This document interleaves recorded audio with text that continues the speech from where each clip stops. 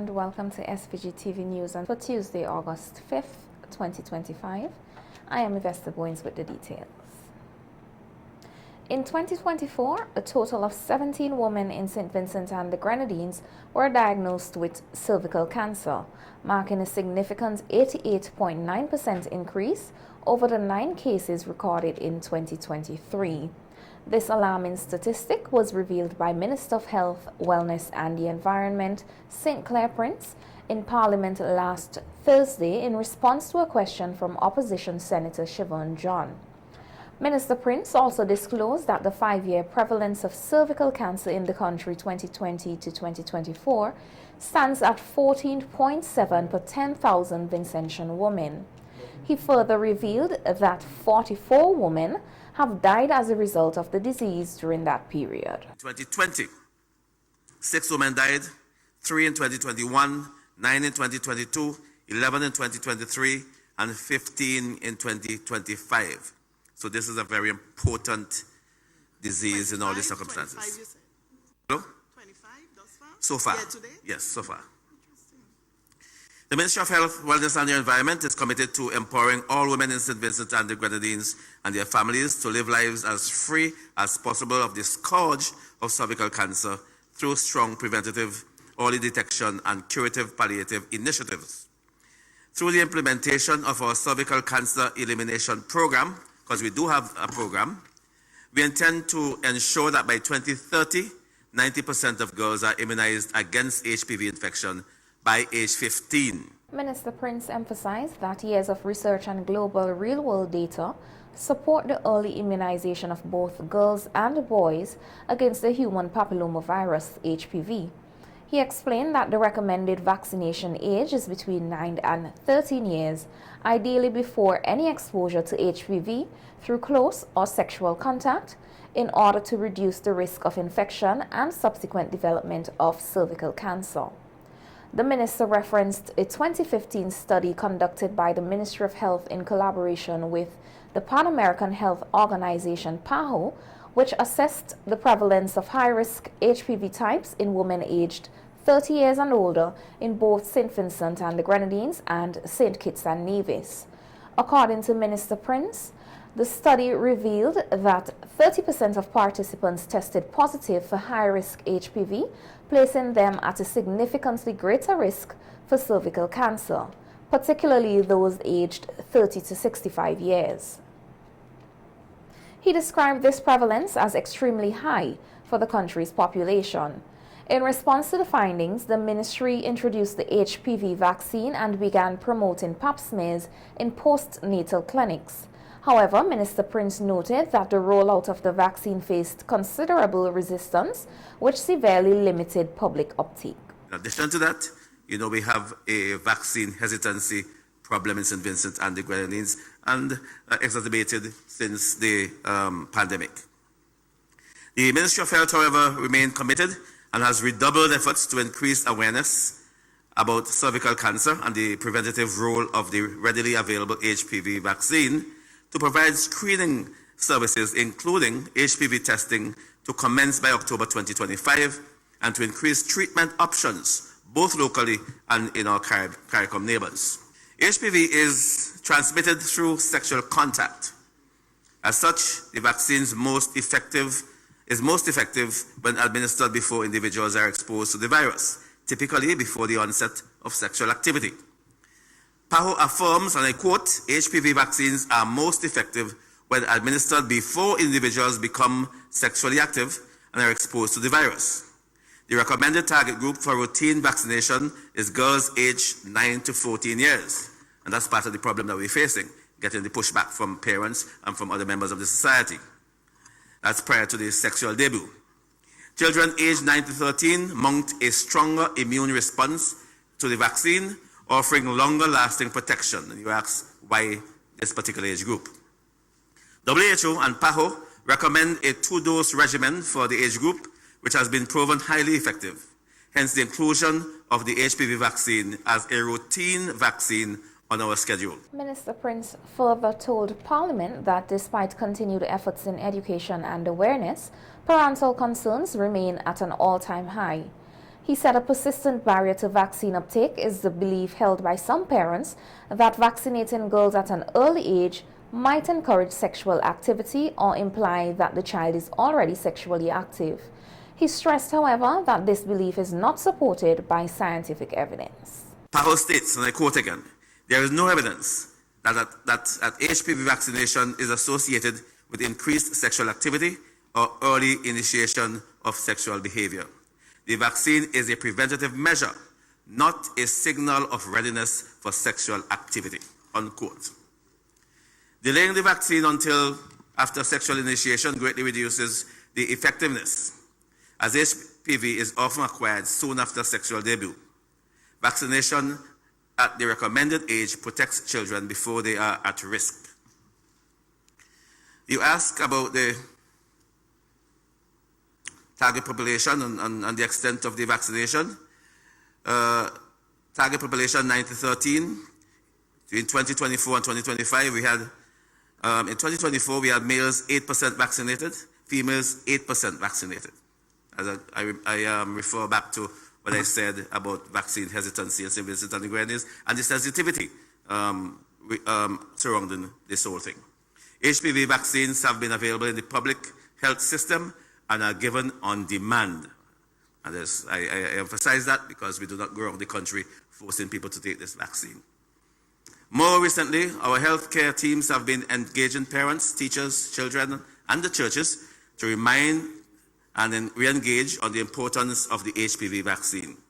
We have seen a significant increase in the uptake of the HPV vaccine and will continue to work with individuals to protect our population. I'm obliged. More than 400 people accessed free eye care services on the first day of the Eye Care Vision Project, a humanitarian mission offered by Eye Care Great Shape, Inc., a non-profit organization based in the United States of America.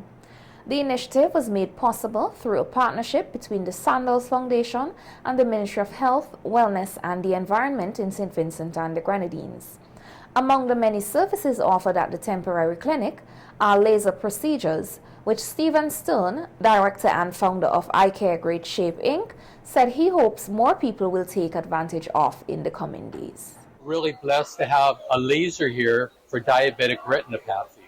So if you have problems with your eyes because of diabetic retinopathy, you could go blind. So we could seal those vessels and protect your eyes from that. So we really encourage anyone who needs that service to take advantage of this great opportunity because all of our services are free. Yesterday, unfortunately, we only did one partial, so that was a bit disappointing, but we hope to see a lot more today. We saw 403 people yesterday, and we expect to see more today. So if you're coming down, you need to be very patient. There's a pretty big crowd out here. We're all working really, really hard.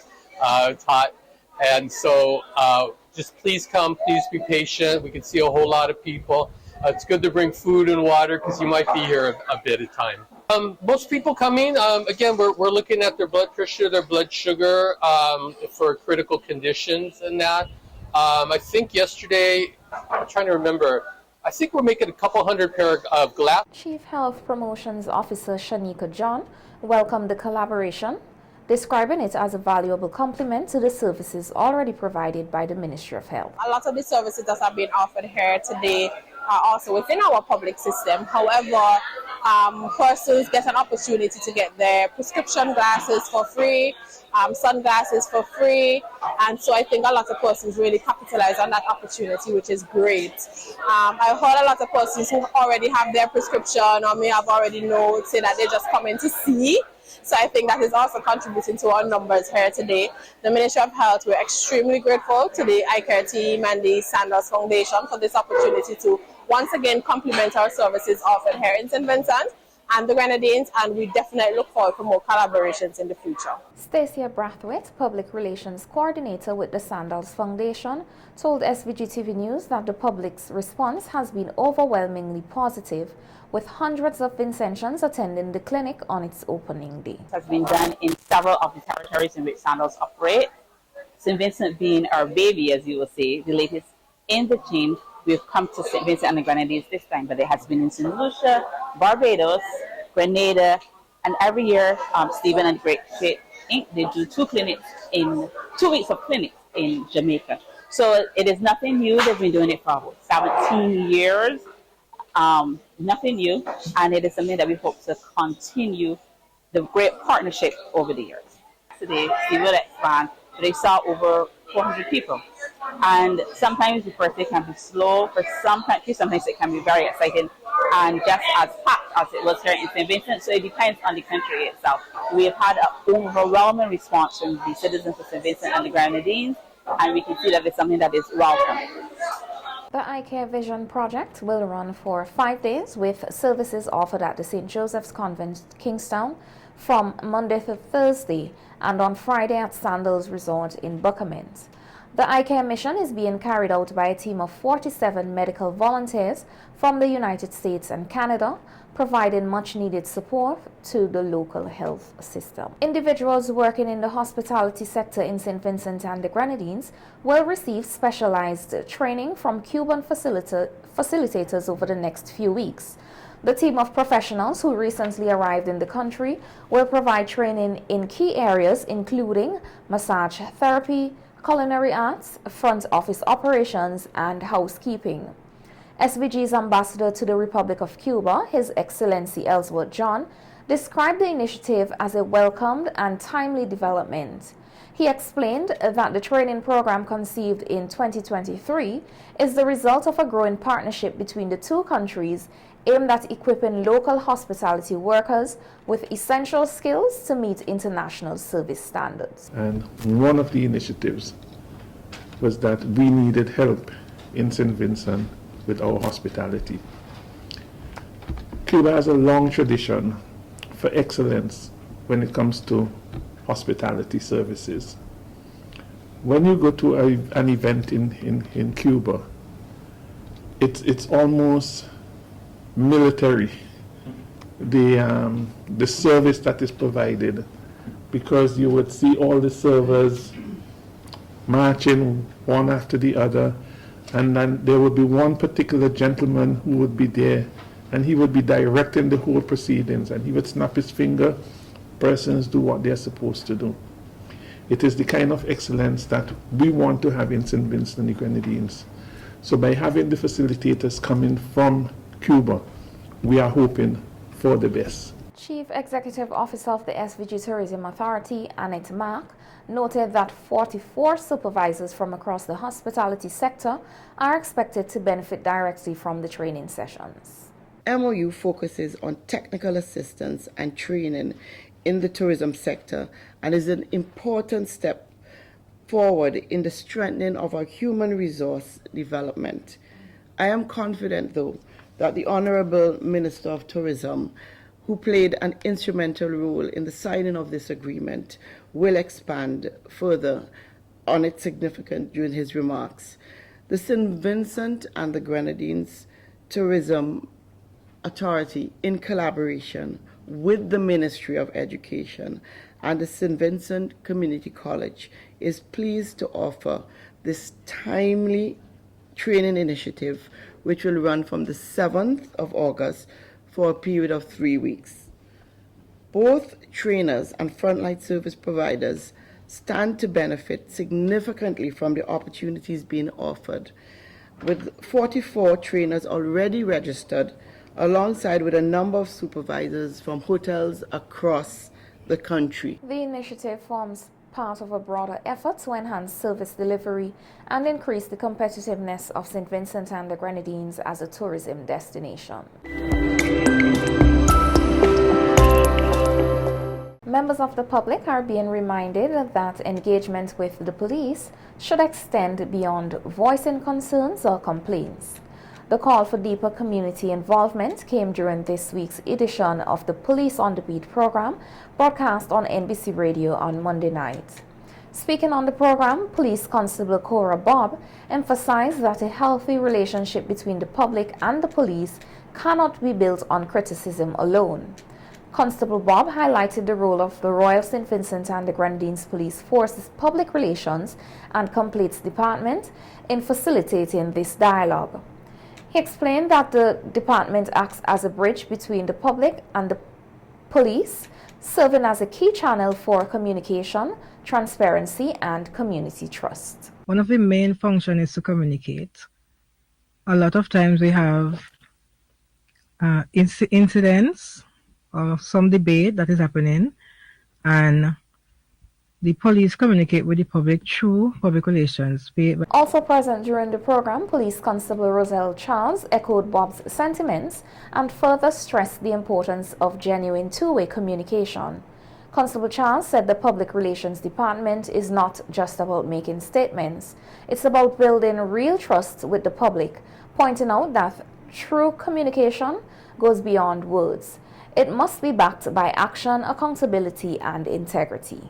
Both had rightfully said the public relations plays a vital role in the police force by fostering trust, transparency, and cooperation between law enforcement and the public. And we give examples such as the biggest one being communication. We are managing the force's image, handling public complaints. We do stuff like crisis communication. And then we also provide that public relations isn't just a talk, it's a function between the supports of accountability and trust. Both officers emphasized that strengthening community police relations is a shared responsibility and that ongoing dialogue and cooperation are essential to maintaining peace and security across the country. The Center for Enterprise Development, Inc., CED, is inviting micro, small, and medium enterprises in St. Vincent and the Grenadines to participate in its business community continuity planning for MSMES workshop scheduled for September. A news release from the CED says the training aims to help 30 micro, small, and medium enterprises develop their own business continuity plans, ensuring that they are well prepared to respond effectively to unforeseen disruptions, whether it be natural disasters, economic challenges, or other crises. It is scheduled to take place September 9th to 11th at the UE Global Campus, Kingstown, from 9 a.m. to 4 p.m.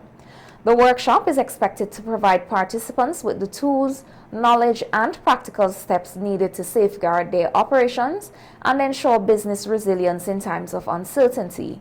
It is designed to help participants equip their businesses with a robust plan to minimize disruptions and safeguard operations, strengthen their businesses' ability to quickly recover and adapt to unforeseen challenges, and help them gain practical knowledge on risk management and business resilience that can be applied directly to their operations. According to the CED, this business continuity plan training is timely and necessary, especially after the experiences and impacts of the COVID-19 pandemic, the last of 4 volcanic eruptions in 2021, and Hurricane Beryl last year. CED Training and Education Coordinator Keisha Phillips says a business continuity plan can help businesses when faced with such kind of disruptions, and the CED is offering this opportunity to empower micro, small, and medium enterprises owners and their staff in gaining an in-depth understanding of the importance of business continuity plan and the need to develop a plan for their businesses. Bayaboo Shining Star Kevisha Richardson has been crowned Miss Teen SVG 2025, capturing the hearts of both the audience and judges during an evening that celebrated elegance, poise, and purpose. Representing her hometown of Bayaboo, Kevisha distinguished herself in a highly competitive field of talented young women, securing top honors in 3 of the 4 judged categories: Best Promotional Speech, Best Evening Wear, Best Interview. Her powerful and articulate delivery during the promotional speech segment drew attention to critical social issues affecting today's youth, while her grace and confidence were unmistakable during both the evening wear and interview portions of the competition. The event, which highlights the intelligence, creativity, and talent of young Vincentian women, received overwhelming support from the public. Kevisha's victory not only brought pride to her community, but also established her as an emerging role model for young girls across St. Vincent and the Grenadines. With her new title, Miss Teen SVG 2025, Kevisha is expected to participate in a range of youth-focused initiatives throughout her reign, continuing to uplift and inspire her peers through advocacy, mentorship, and community engagement. Her win is a testament to the potential of Vincentian youth and the reminder of the power of confidence, commitment, and purpose.